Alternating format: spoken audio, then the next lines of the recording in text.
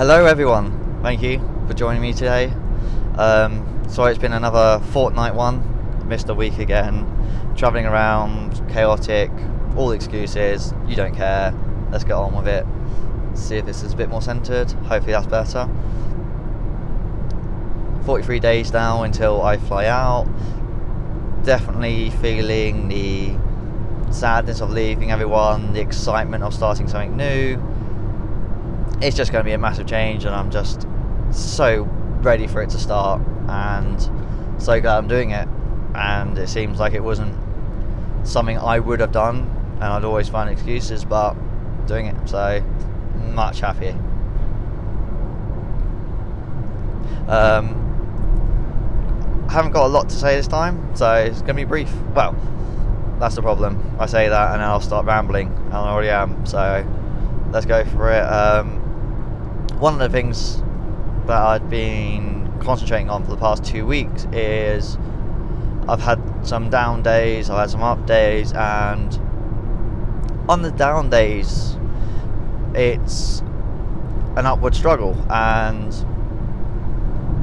it's just you're fighting against resistance. So this is going to sound weird, but on down days just take it easy, like prepare yourself for the good days that are coming, and then when it's a good day, double down, triple down, quadruple down, just make the most of the good days and absolutely go for it. Like if you're in the zone, just go for it if you're in the zone, and then plow through, because if you're having a bad day then you can make up for it in the good days. So it's like saving energy when you're struggling uphill. When you're going for a run and you almost want the uphill to be first, you want the struggle to be first, because then you know when you come back it's going to be easier. And it's the same concept for this with your good days and bad days. On the bad days, take it easy, do the struggle going up the hill, and then on the good days when it's downhill, when it's a good day and you're going downhill, just bolt it, absolutely go for it, because you've worked hard for that good day. So double down, triple down, quadruple down as I just said. But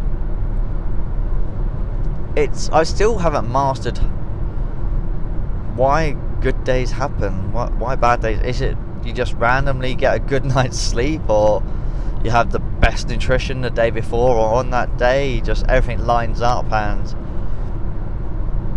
it's really weird. It's something I want to try and master, and it's like get more consistency on the good days and get rid of the bad. That would be the dream, but I guess you have to have bad days to have good days, to have the contrast. And it's really interesting that it's so difficult to just I guess I'm a bit of a control freak and I want to control everything, and that's why I kind of leaving my job and want to do my own thing, because I want to be able to manipulate my life for my happiness.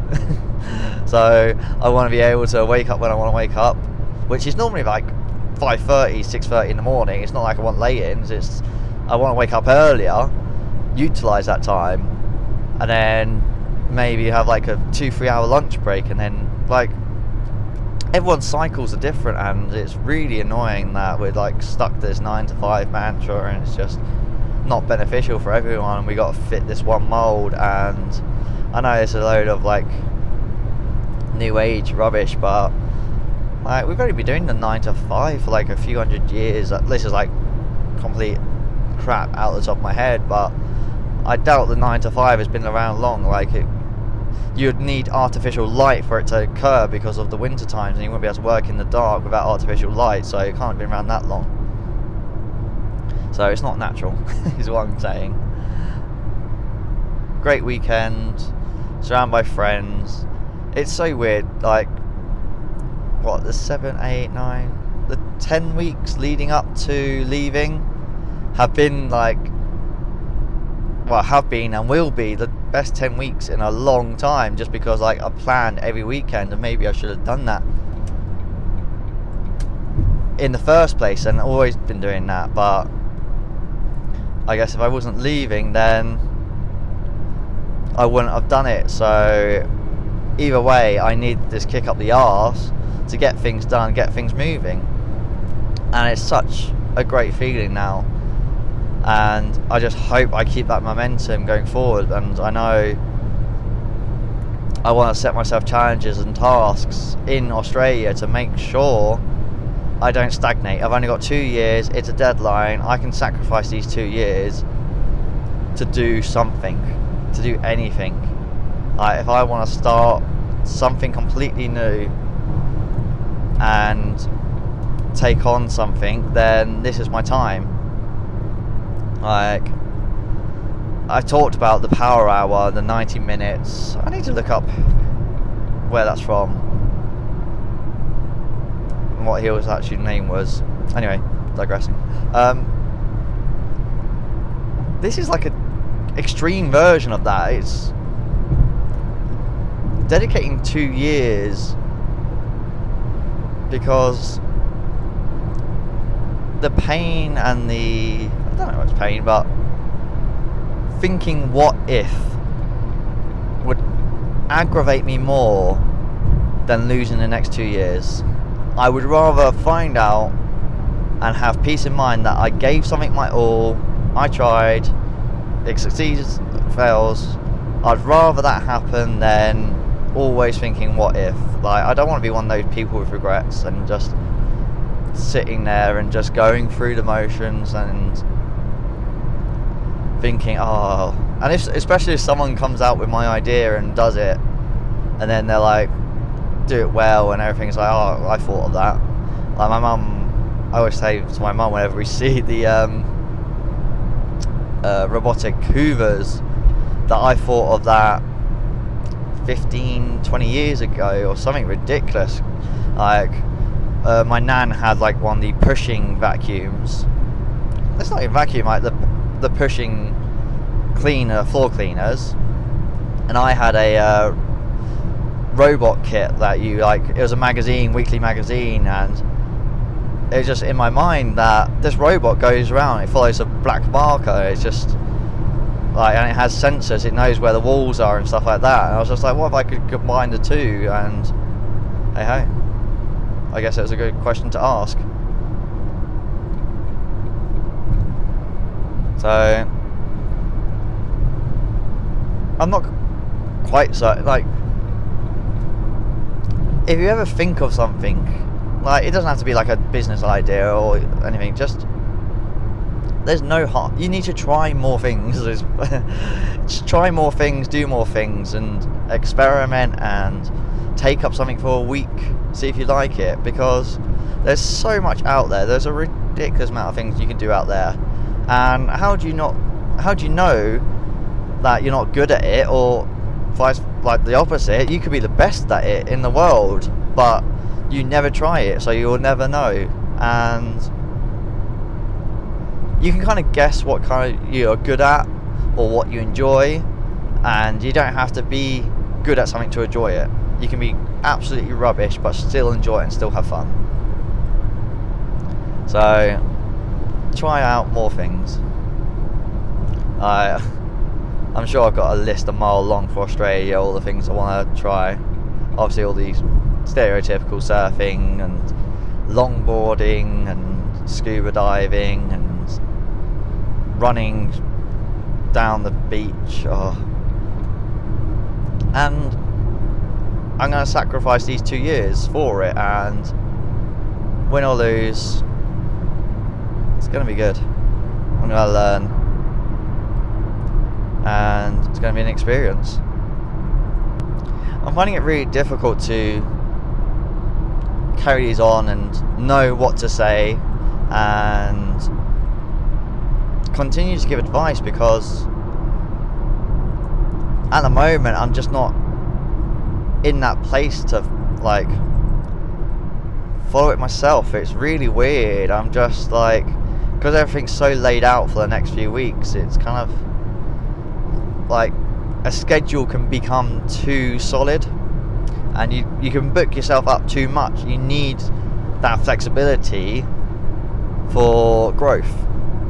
If you're too structured and everything's laid out, then how are you going to grow? Because you got no room to grow. You need that free time for you to use to try these different things. So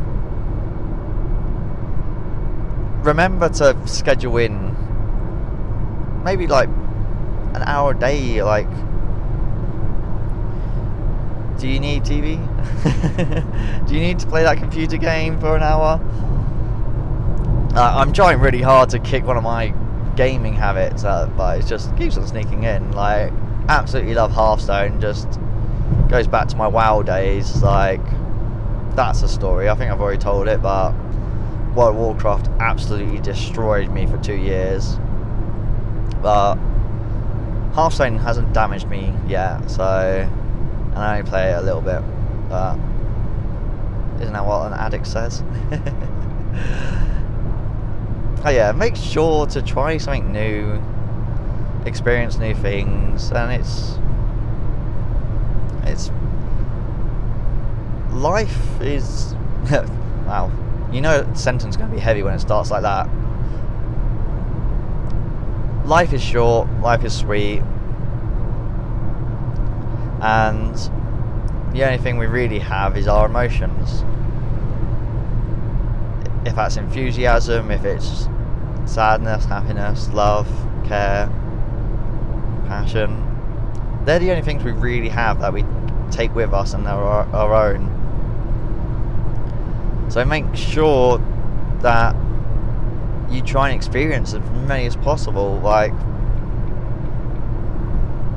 it's okay to get angry, to get upset. Like, it's part of life. It's the beauty of it. Like I was saying right now, like, I'm really upset about these 7-10 weeks. They're so amazing, seeing so many people, meeting seeing all my friends, spending brilliant time with them. And the only reason I'm doing that is because I'm leaving them for 2 years. And 2 years isn't a long time, but it's just weird that it's one of those old sayings that you don't know what you've got till it's gone, and I'm definitely having that moment now where I'm thinking, did I have to leave to Australia? And yes, I did. I've already answered that, because I wouldn't have done this if I wasn't. So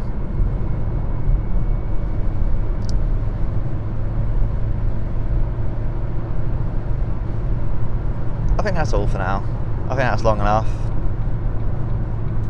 Trying to drive on, normally I'm on the motorway and it's much easier. It's just like cruise control 70 and just plod along, but at the moment there's a lot of people doing some Sunday driving, so, and I'm rambling. All the best, have a good one, see ya, thank you.